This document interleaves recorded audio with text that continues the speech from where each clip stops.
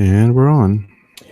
It's the Sini-Gang with l-boogy. And Sterno Supernova. What's going on there, Sterno? Nothing much, Boogie. How you doing? Doing all right. Doing all right. You know it's raining outside, but it's sunny. Yeah, I had to drive through the freaking monsoon to get here from my parents' house. So yeah, It's one of these weird. It's coming to the summertime. yeah, So you get these weird storms. yeah, But it's sunny as hell outside though. yeah. I know it's strange. You get these. You get a big ass rainbow though when you do that. I When it missed the rainbow. happens. I missed the rainbow, but Anytime it's sunny and it rains, yeah. if you look the right way, and it's a big ass rainbow. It's one of those where you can see end to end, full arc. I was just Your hoping... neighbors are outside, Oh really? Like taking in the beauty. Is it not a double rainbow or there anything? No.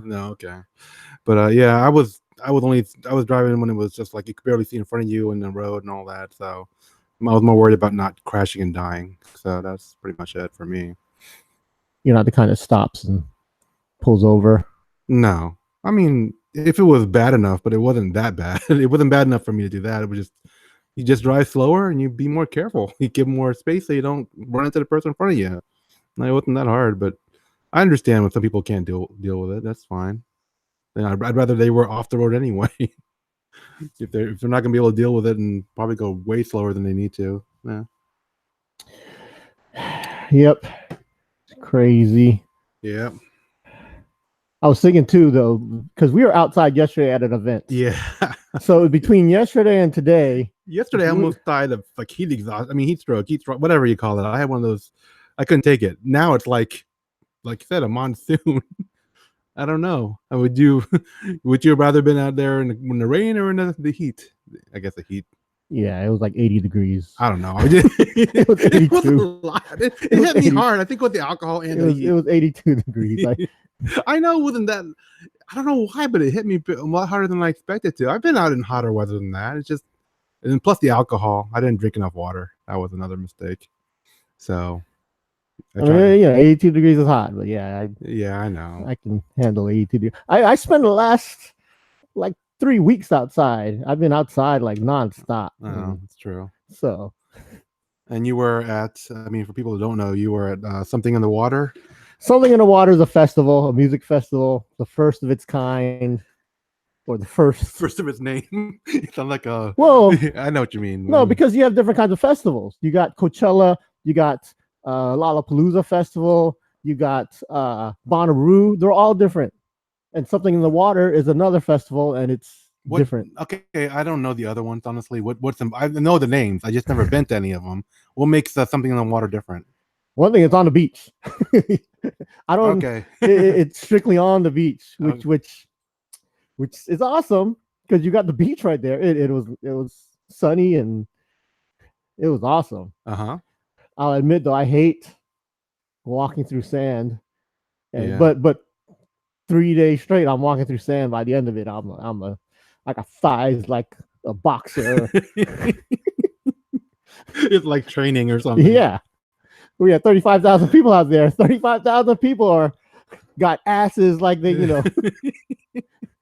asses, great asses out there now. Oh, I'm telling you, I know. Walking through sand is not easy. Yeah, and it was founded by Pharrell Williams of the Neptunes and NERD, producer. He was a strictly Virginia Beach boy, or was he Norfolk? No, he's straight Virginia Beach. Virginia Beach. Yeah, I didn't know if he was like, because I know you were from Norfolk, went to Virginia Beach. I'm Norfolk, lived in Virginia Beach for the last 15 years. Yeah, he started off at some poor neighborhood over by the ocean front, by the beach, and then he moved around to some. Okay. Still stayed in Virginia Beach though. I mean, he's like really active in this area. He wants to do the whole that wave pool kind of. He wants to build a complex that is a tourist attraction. Has. I mean, that's awesome. I mean, that's just neat the way he wants to give back to the community. He's got the money. Yeah, exactly. I mean, he basically bought the oceanfront for a weekend.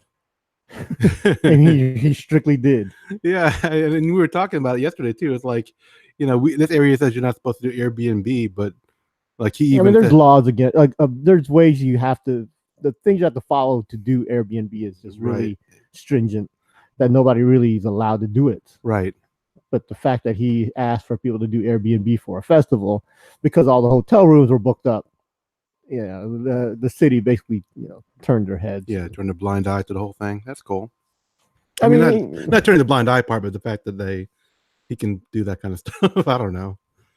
So yeah, it was. I mean, it's up there in my favorite things I've ever done. It's up there. It's way up there. I mean, I got to see Jay-Z perform. I got to see, I've seen Pharrell several times. Did Beyonce perform? No, but she was there. Yeah, I know. She was there. I saw Anderson .Paak, who I love Anderson .Paak. I know a lot of people don't know who Anderson .Paak is, but he's one of the main reasons I was there. He's part Korean, for those who don't know. So shout out to our Korean listeners. Okay.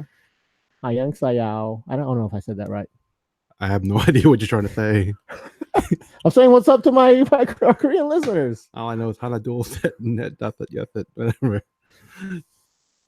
Yeah. In fact, he started off, Anderson .Paak started off as a rapper. Uh-huh. He's if you don't know, he's like the soul singer / rapper / drummer. You've heard his songs. You probably don't know who he is, but you've heard his songs. Okay. He started off in California, sort of, I don't want to call it the Asian circuit, but doing the shows that the Asians do. Okay, the Asian circuit. That sounds right. But I know what you mean, though. He did a lot of the stuff that the Asians were making ground on. Mm-hmm. So your Asian rappers, your Filipino rappers, and all that, they were having like events. He would be over there. He wasn't known as Anderson .Paak back then. He was, I think, his rapper name was Breeze Ever Flowing, I believe. I don't remember. It's been a long time. And I used to love him as a rapper. And then all of a sudden he gets big. He's a real popular guy now. And he's more of a soul singer now. But I saw him. He puts on a great show. One of my favorites. He's good friends with Dumbfounded, if you guys know Dumbfounded. So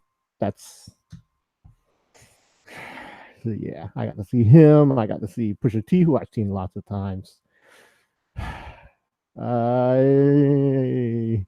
Teddy Riley brought out a lot of people. Snoop Dogg was out there. I can't remember who else. It was a lot of people though. And I wasn't there just for the music. I was there for the food. Mm-hmm. Man, the food was so good. In fact, I missed a lot of the acts because I was eating and drinking. I did a lot of the other stuff. There's a festival. There's lots of things besides the music. So I was outside. Yeah, that was all outside. So for those of you who know Coachella, it's basically a beach version of Coachella. Mm-hmm. Thrown by Pharrell.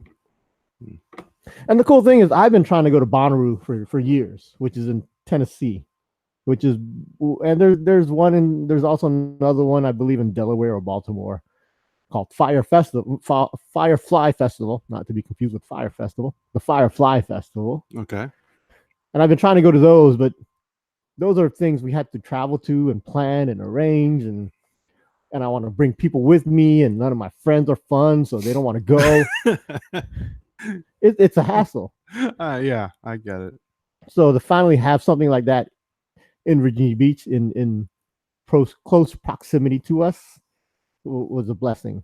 Something that, And they already said it's going to be another one next year, right? So no, they didn't officially say it. I thought I saw something where they were saying it was already there. Everyone's assuming there's going to be one next year. The city wants to put one next year. The city's putting aside money, but there's that's what I thought. Nobody said there will be a something in the water festival 2020. When I saw that the city had already put money aside, I thought that meant it was already a lock-in thing. I mean, it's probably going to happen. More than likely will, but it's not official. No one's officially said, hey, it's going to happen. So I don't want people to think, hey.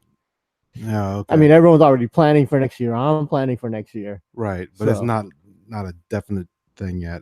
No. Oh, okay. And like I said, I believe the city wants to do it for another 2 years at least. So, so yeah, that was a blast. I loved it.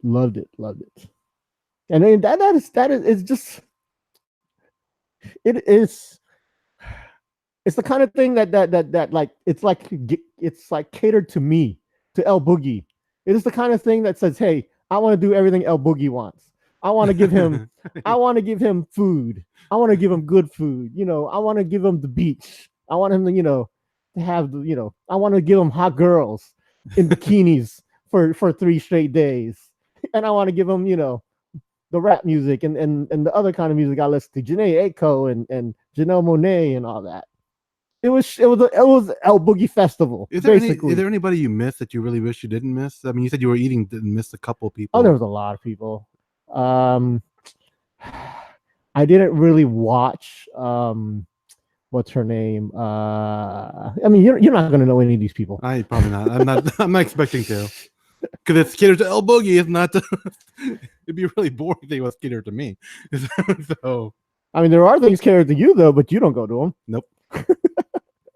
But what's the chick's name?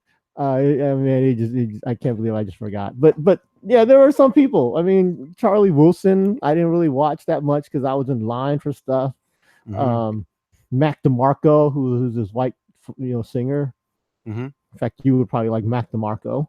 Like I said, that's around the time I was eating and doing other stuff. There's who else was out there? I didn't get to really watch. There's this rapper called actually no, you won't even care. J Balvin, who I like the song, with Cardi B. Mm-hmm. I'm sure you know that song. Yeah, I didn't watch him. Okay, I did watch Rosalia, who's this Spanish chick. Mm-hmm. Never heard of her, but she was awesome. She's a singer. She's a singer, Spanish singer. Oh, okay. Cool. Yeah, she got a new fan in me. Deepak Chopra was there. Mm-hmm. I didn't go to any of his stuff. Yeah, SZA. I didn't get to see SZA. So did all those acts? I missed SZA. That's one that bugged me. Is there more than? I mean, there was the one stage. Were there multiple stages, like where people were performing? It's a festival, so there's one main stage. There's another stage. 15 blocks down the road. Is it also on the beach or? Yeah, it's on the beach. There was another one off the beach, 2 blocks off the beach. The Sony stage that had. So it's not possible to catch every single act. No. Okay. No. It's a festival where there's lots of stuff going on at once. Right. It's not a concert. It was a festival where lots of things happening. Yeah. So, and like I said, I tried to do as much of it as I could. There was basketball going on, celebrity basketball players. Yeah, free stuff everywhere. Mm-hmm. And I'm all about the free stuff. What was was there a huge big surprise at anything, like someone that you didn't expect? Yeah, Jay-Z wasn't supposed to be there. That was the big one. That was the big surprise. Yeah. Mm-hmm. There's a couple other things. I don't know. I mean, I don't know what you would say is a surprise. Well, I mean, you're the one. It's like I said, catered to you. Like someone with your interests and stuff. What would you say? Oh my gosh, this is something you got. Jay-Z was a huge. Jay-Z was the big thing. Okay. A lot. I'll admit, a lot of this I already knew. I know. We know. Well, actually, I know. Because you actually don't really talk to some of these people. Yeah. I know people who know the organizers, right? Not just Pharrell. I know what you're saying too. Yeah, but the people who put it all together, right? The logistics stuff. Yeah, the people who draw up the contracts and everything. I know one guy is somebody that was close to me, but I just don't talk to him very often. So yeah. So I did know the Jay-Z contract was signed. I did know other people's contracts were signed. Mm-hmm.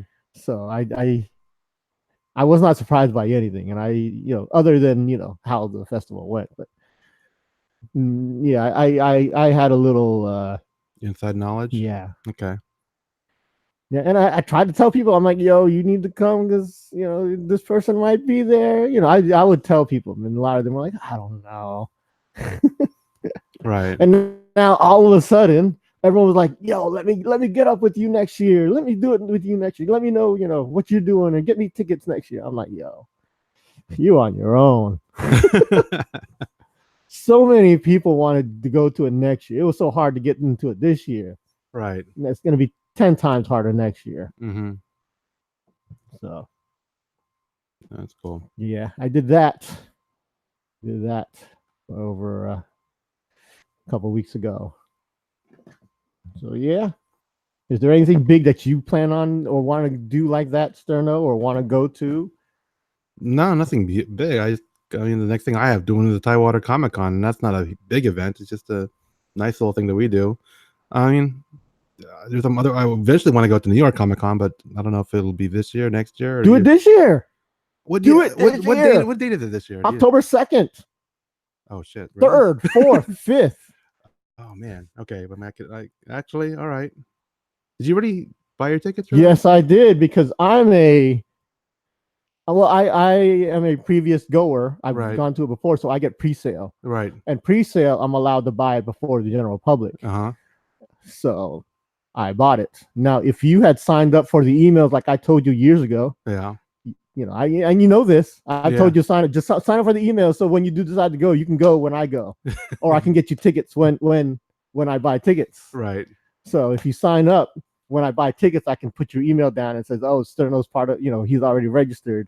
Right. He can get tickets." But now, since you weren't registered, I can't get you tickets. Okay. You have to go to the new buyers list or whatever it is. Mm-hmm. So, but yeah, I haven't decided if I'm going.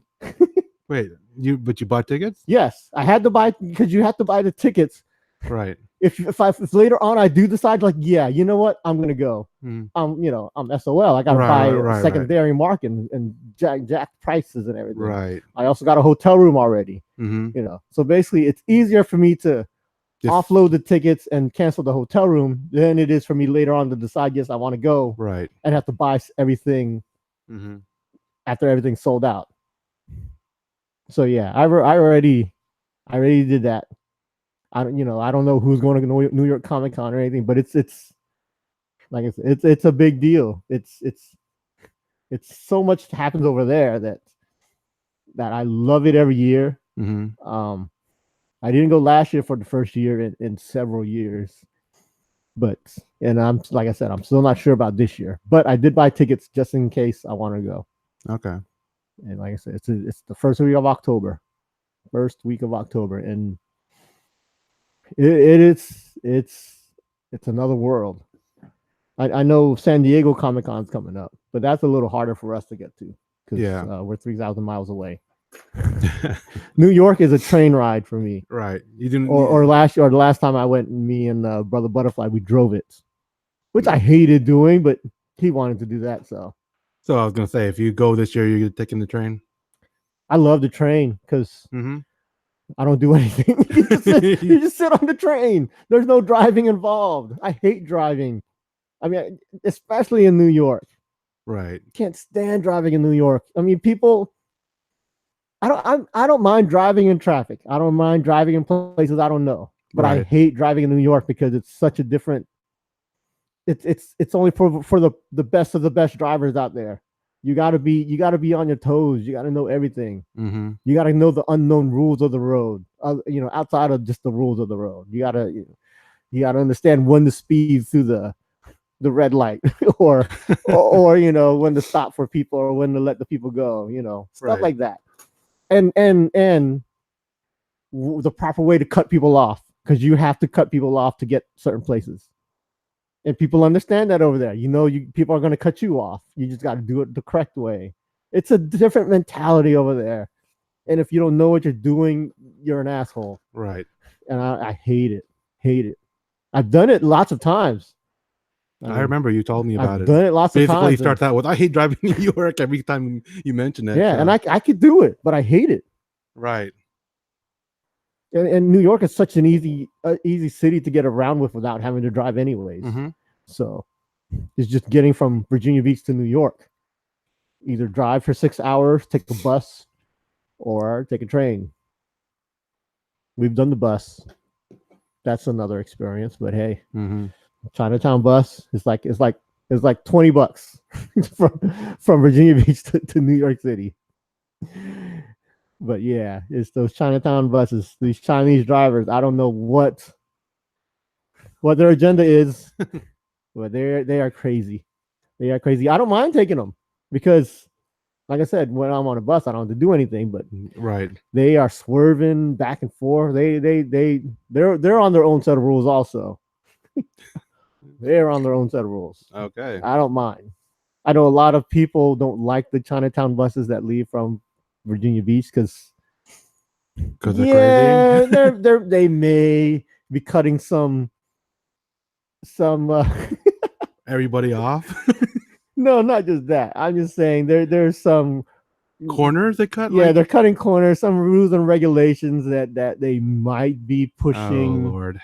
You know, their buses might just barely be passing standards. You know. Okay. But hey, it's a $20 bus ride to New York. All right. Can't beat that. Like I said, you just not the friendliest bus. But for $20, what do you expect? All I want to get is from point A to point B. Right. That's it. Without, I'm not looking for a first class experience. That's the $20. But then of course I take the Amtrak, which is more than $20. Yeah. Way more than $20. But that's pretty much stress free, right? Or do you just enjoy, right? Is that what you're saying? I just sit on the train. Are there a lot of connections you have to go through, or do you have to disembark at any point? I don't get off at any time. Okay. I mean, there's people getting on and off all the time. Oh yeah. You stop like every 10 minutes somewhere. Yeah. All these different cities, you have to stop on, people getting on, get it off. Like in general, how long is the trip on a train? 8 hours. Okay. Whereas a bus would be probably less than 6 hours. Chinese bus, what, 5.5 hours? So it's something. And like I said, I hated driving there. Brother Butterfly got a ticket. He got a speeding ticket at 3 a.m. on our way back. Was it Maryland? Yeah, I want to say it was. That's Maryland. where I almost got a ticket. I want to say it was Maryland, and he was flying. Yeah. I think he might have got a reckless speeding because it was I think we were doing 60 and a 30. Oh, okay. I think it was a 30 mile an hour. I got pulled over by a guy without even a car. He was just in the road saying, "Go over to the side." I'm like, "Oh, damn it!" I thought it was an American. And you listened to him? It was a cop. He wasn't obviously a cop, and I thought you could have just ignored him and pretend like look the other way. I couldn't tell if there was like, hey, there could have been something on fire in front of me. I didn't know if there was an accident that I need to avoid or something. I pulled over, and he thought my parents and everybody was asleep in the car, and then I was like, "Can I have your registration?" My dad had to help. Basically, he just gave me a warning because I think he felt sorry for me with the people I was carrying, but I felt dumb being stopped by someone without a vehicle. He just said, "Pull over." I pulled over. That was it. He's lucky I wasn't going much faster. I might have. Well, anyway. Yeah, drove right by him without seeing him. Drove through him. I don't know. He was in the middle of the road. He wasn't like. We'll go around them. Yeah. So yeah, Maryland. I'm careful in Maryland when I'm driving.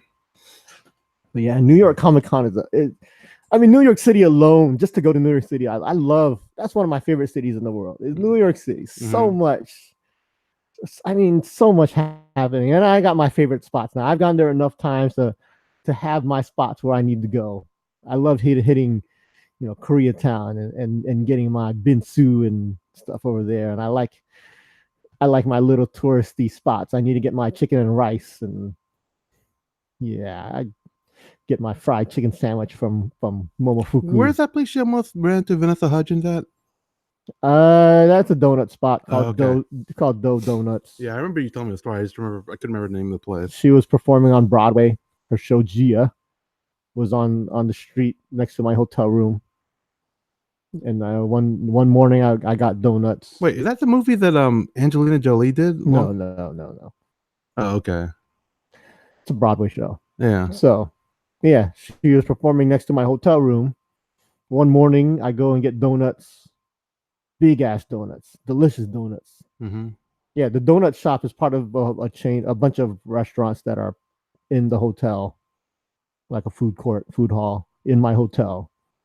So before I was going to Comic-Con, I believe, that morning, and so I go downstairs in the morning at 6:30 in the morning. I get donuts. I I'm eating it. I'm taking my Instagram pictures of it. I'm like posting, here's my donut from New York City. Haha. Where you at, peoples? Uh-huh. You know, and then I'm walking to Comic-Con, checking my Instagram after I posted my pictures, and all of a sudden, Vanessa Hudgens posts, "Hey, look at my donut from Dough Donuts. Haha, where you guys at?" Like 15 minutes after I'd done mine. Oh man. So a few minutes can make all the difference, man. Yeah. Dang. We just missed each other. Wow. Just missed each other. I mean, it's so much. I mean, it haunts me to this day. So I'm glad I brought it up to relive the trauma for you or something. Haunts me to twist this the knife day. a little bit. That yeah, we could have bumped into each other. She just hasn't met me yet.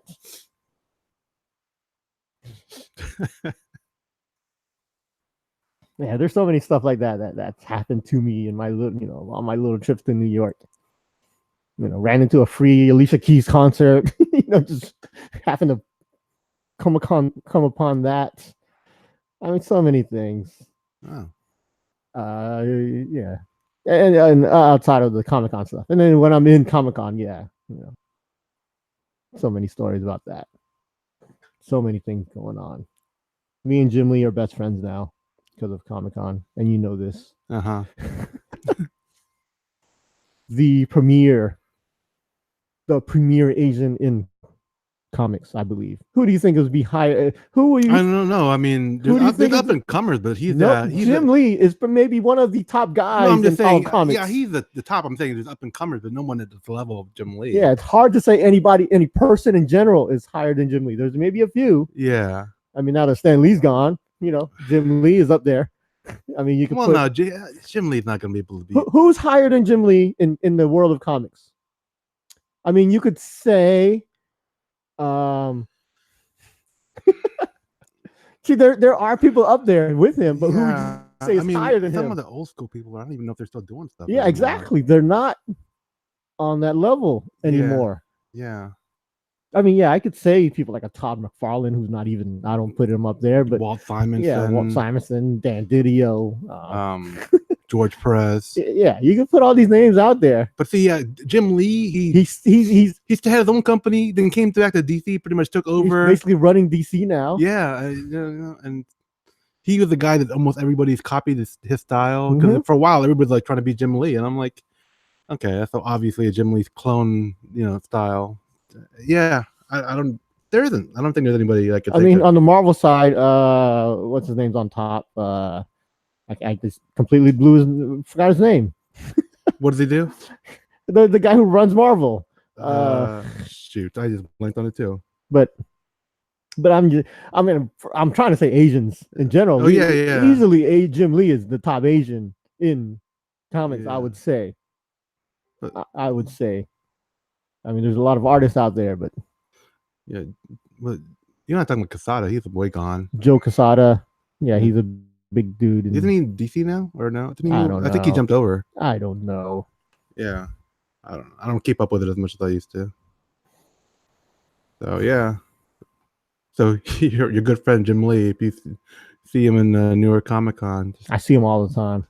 Really? Yeah, every time I'm there, I see He's him. like l-boogy. You're like Jim. What do you call him? Jim boy, Jimmy Lee, Jimmy. I don't know. Jim, Mr. Lee. What do you call him? Do you think he'd actually recognize you if he saw you? I don't know. He might, because, like I said, I've run into him several times. I've had several conversations with him. Same with Greg Pak. Greg Pak. Every time I know Greg Pak is somewhere, I will make it a point to talk to him, and he gives you a good. He talks. He likes to discuss his ideals, his thoughts, and if you don't know Greg Pak, he's very instrumental in having Asians in comics. He is a proponent of Asian artists and crediting Asian artists and putting Asians in the stories and all that. He's like totally awesome Hulk, right? Basically, and did the Protectors thing where they had different Asians. Most of the stuff I'm just regurgitating stuff you told me. So, and he didn't even start off as a comic. He writes. He's a comic writer. Right. He writes the stories. He didn't start off as a comic writer. He started off as a movie writer, producer or director or whatever. He made these movies. And in fact, in the 90s, he made a bunch of these short movies, short stories, and put them in a little movie package, DVD. One that I had tried to buy in the 90s and I could never buy it because at the time there was no Amazon. That's how long ago what was it called? It's called Robot Stories. Wow. It was called Robot Stories. And I'd read about it like in all these Asian magazines. And I knew about it, so I had to try to get it. And it was hard to get because it wasn't like a widely distributed DVD. I mean, I did find it at some places, but it was expensive. But it's not like now where you can go look it up and stream it or whatever, or look it up on Amazon and buy it, which I think you can. It's like real cheap. But in the early 90s, when it came out, I was like, oh, there's a dude doing Asian stories and everything, Asian short stories. Oh, I need to see it because that's when I was at the height of my my Asian activism. Activism, sure. Yeah, so I was really into stuff like Robot Stories, and then in turn, it's around the same time I ran into Lumpia, that stuff. Yeah. With Patricio Hnesla doing all that stuff. It was around those times, so I was really making an effort to learn about all that stuff. So yeah. So you said he directed that Robot Story thing too, not just wrote it. Okay. Yeah, it was him. Oh, that's cool. Greg Pak, right? Yeah. Robot Stories. That's how he started, and then somehow it morphed into comic books, and now he's one of the premier writers in comics. Wow. Greg Pak. And he's very instrumental in Asians in comics, the storylines, the artists, everything. So, and like I said, every time I see him, I make it a point to have a conversation with him about what he's doing and my ideals and stuff. My inputs. Like an example of what you told him as an input or something. I'm just curious. In Totally Awesome Hulk, one of the things he said, well, if you ever read Totally Awesome Hulk and Incredible Hulk with the Asian dude, he makes Hulk an Asian dude. The very first comic, the very first issue, second page maybe, maybe even the first page.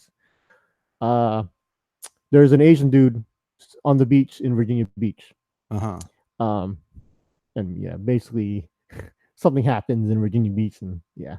Hulk has to come out.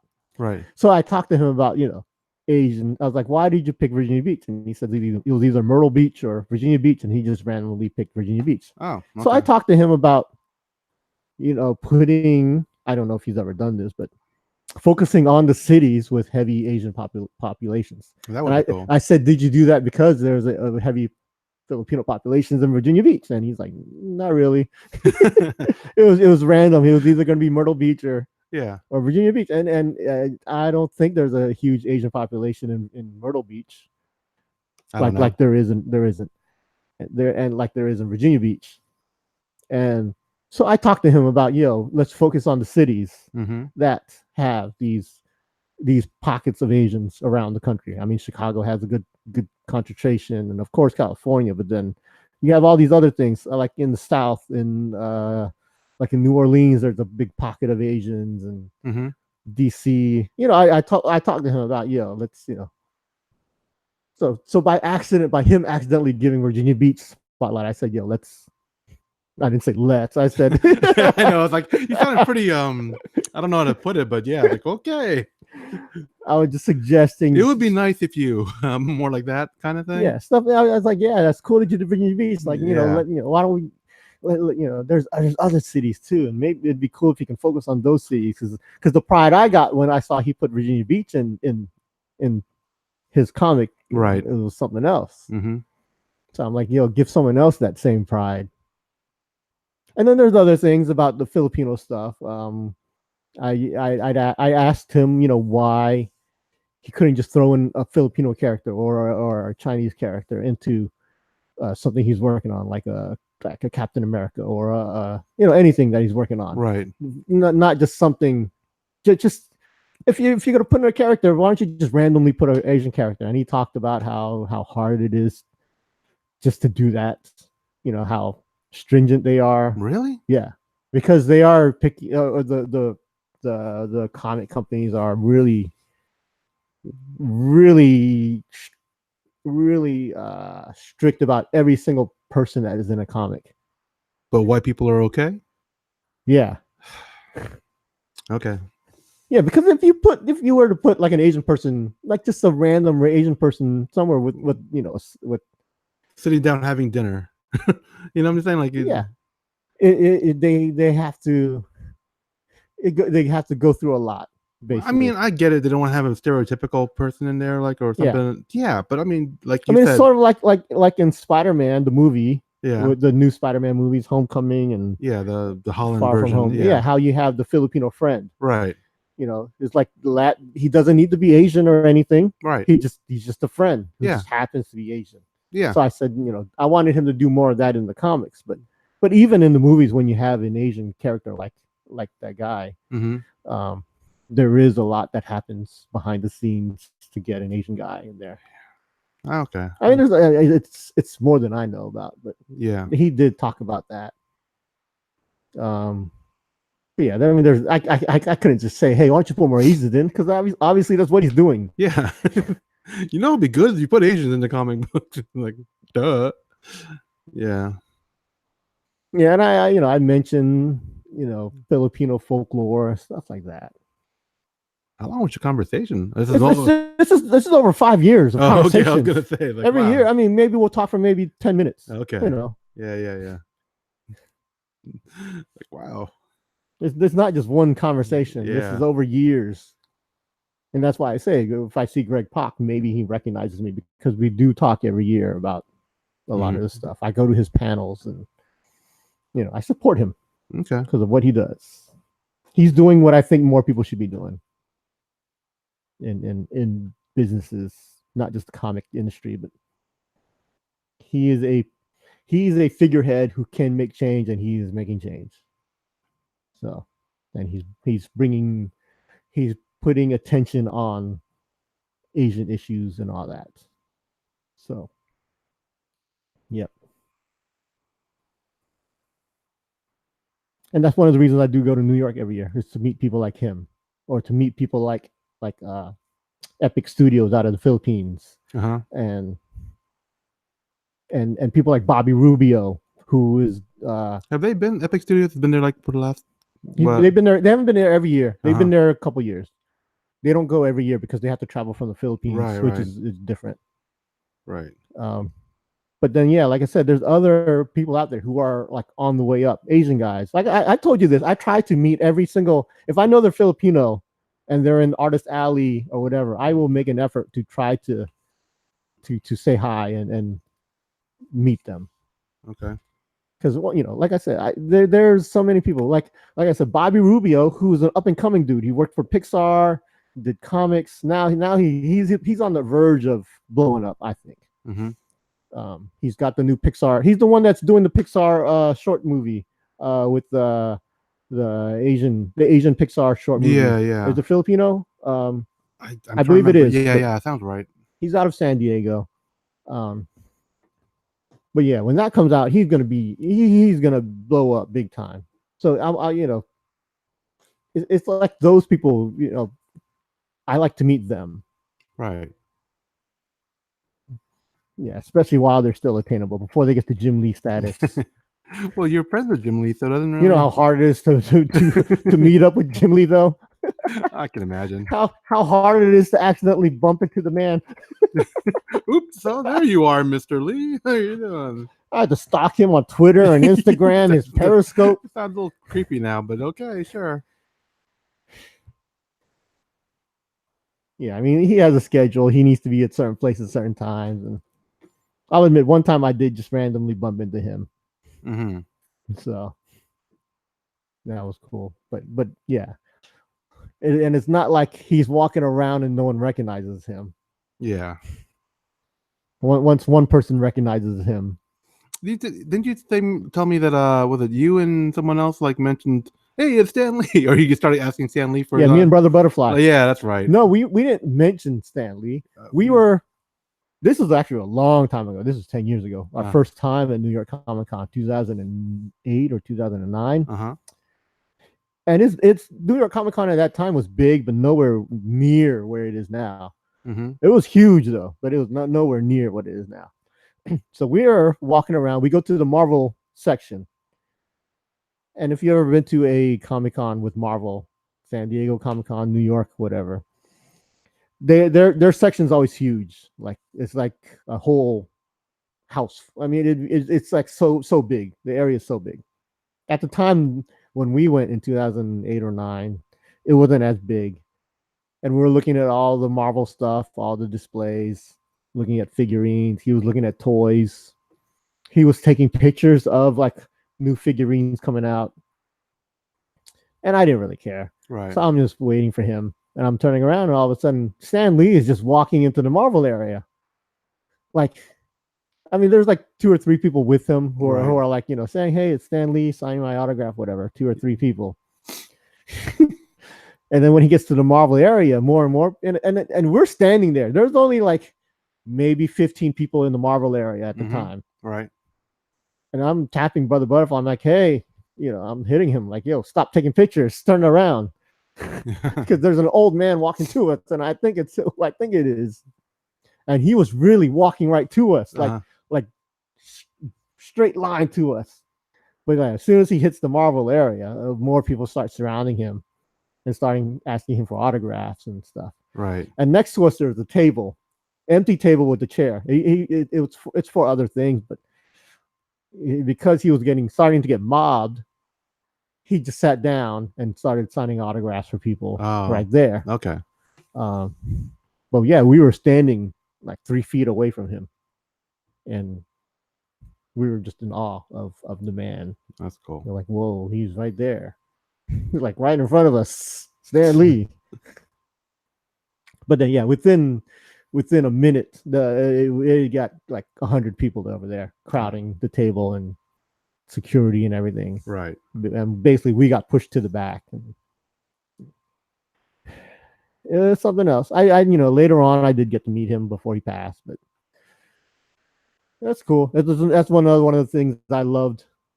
As I got to meet Stan Lee and stuff like that. Yeah.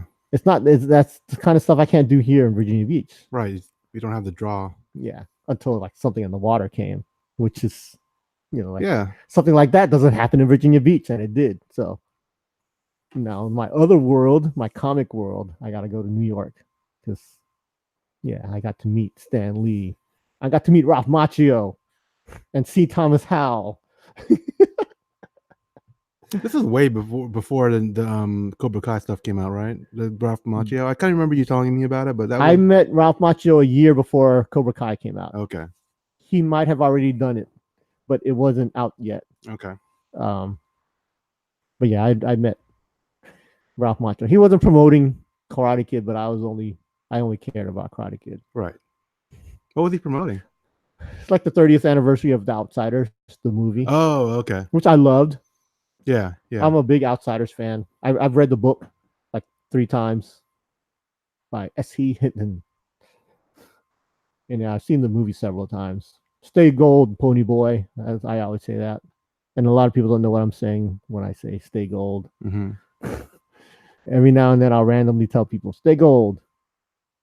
And nobody gets it. And I'm pretty sure none of our listeners are getting that either. I only get it because you told me. Stay gold, Pony Boy. Stay gold. If you hadn't told me this years ago, when I gave you the first blank expression, like what? Yeah, I wouldn't know what you're talking about. Man, one of my favorite movies of all time. Yeah, I met so many people. So, like I said, that's why I always want to go to New York, even though it is a lot. It's a lot to do. A lot for me to do.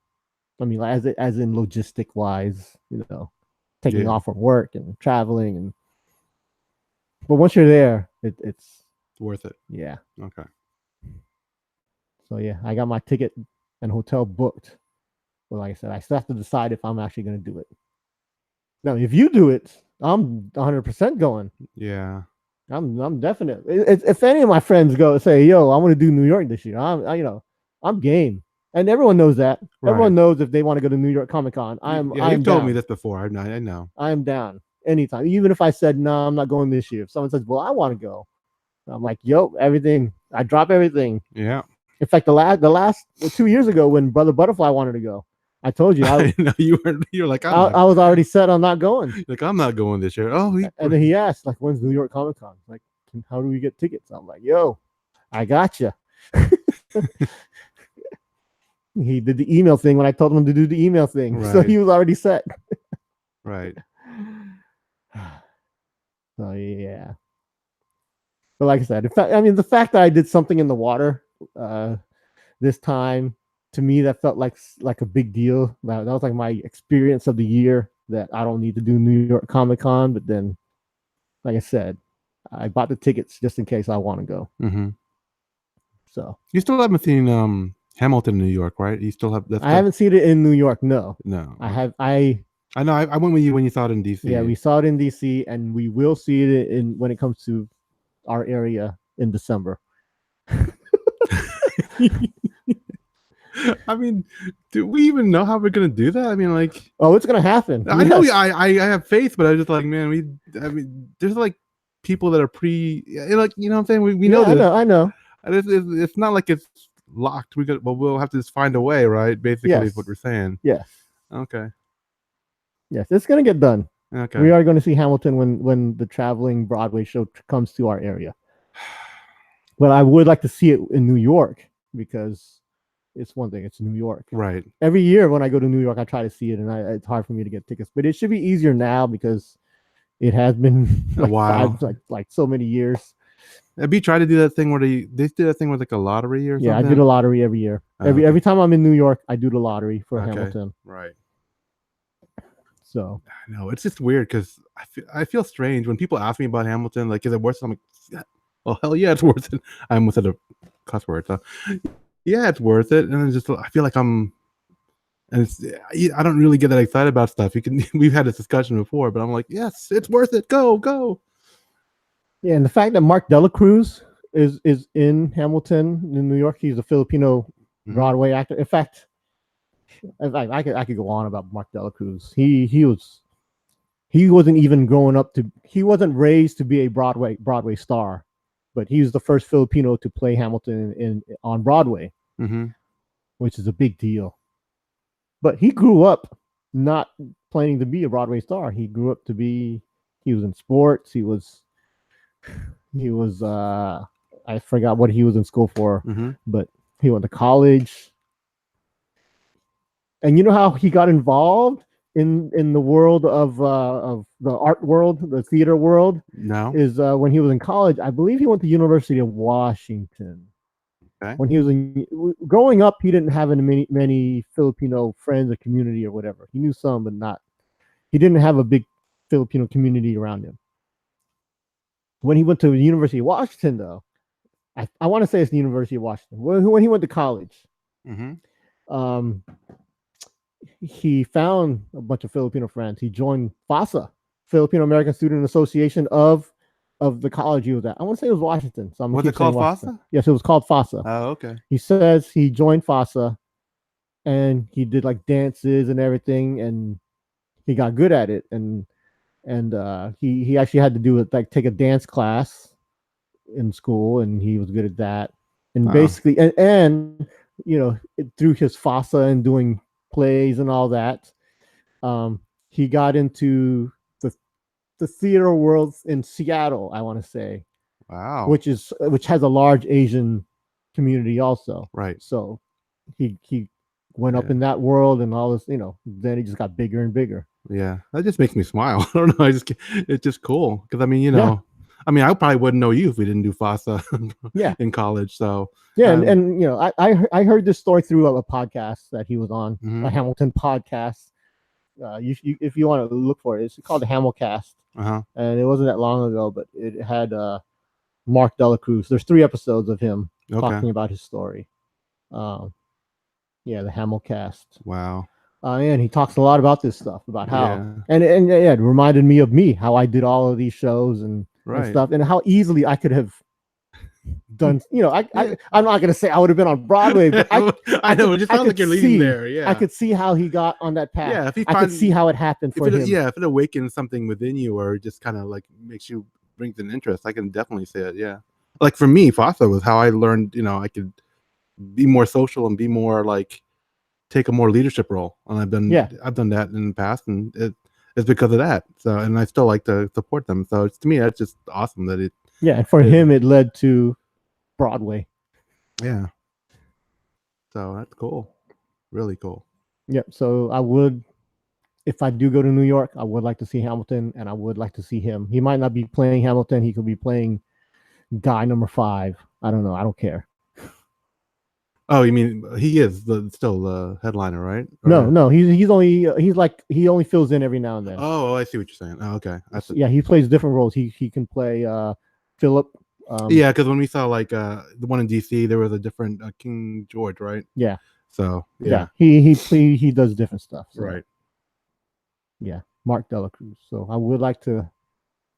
It's another reason for me to want to go to New York. Right. I'm doing my pros and cons of going to New York.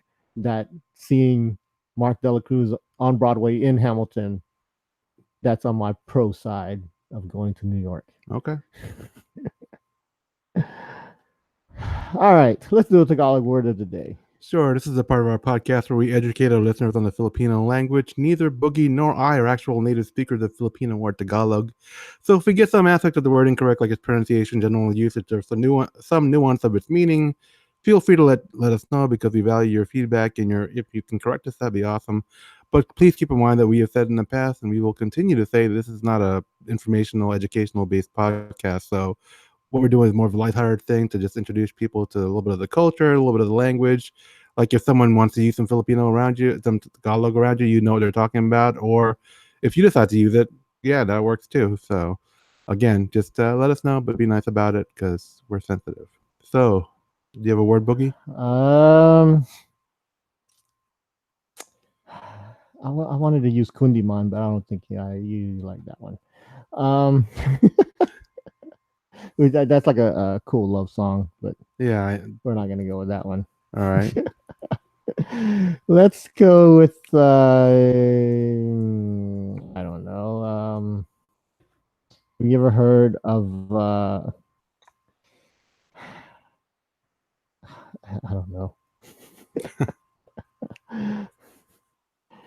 I don't know, because there's a lot of slang words I want to use, but I'm not sure if they're proper either. I don't know if I'm using them right.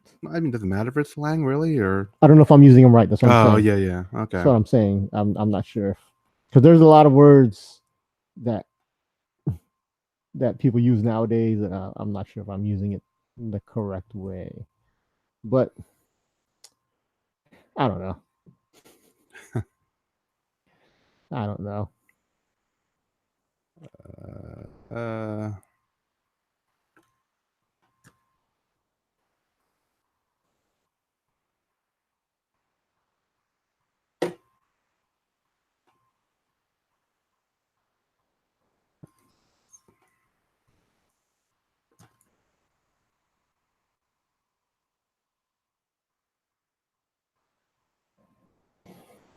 No, do you have How one? How about sayaw? Sayaw kami sa disco. Sayaw na. Disco? Yeah, discotheque. Discotheque. Okay. Sayaw kami. Sayaw ka. Right. Sayaw na. And sayaw actually means dance. So let's make sayaw our word of the day. Sayaw.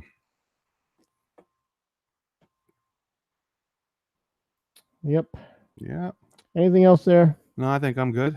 Make sure you visit our website, www.sini-gang.com. Or email us at thesini-gang@gmail.com. Follow us on Twitter at the Sini-Gang. Find us on Facebook on facebook.com/thesini-gang, and look for our videos on YouTube. Do a search for our URL, www.sini-gang.com, and that should take you to our videos. If you go there, please like, comment, subscribe, do all that fun stuff, and we'd really appreciate it. So until next time, this is Turno Supernova. And this is l-boogy, the elemental one, saying thanks for listening and sige na.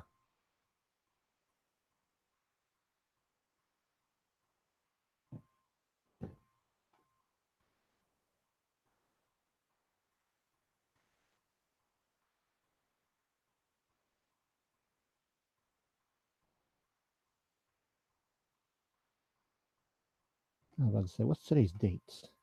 I think it's Cinco de Mayo. Are you done? You good? Almost. Yeah. All right. Okay, thanks for tuning in for this episode. Come back for the next one. Till then, take care.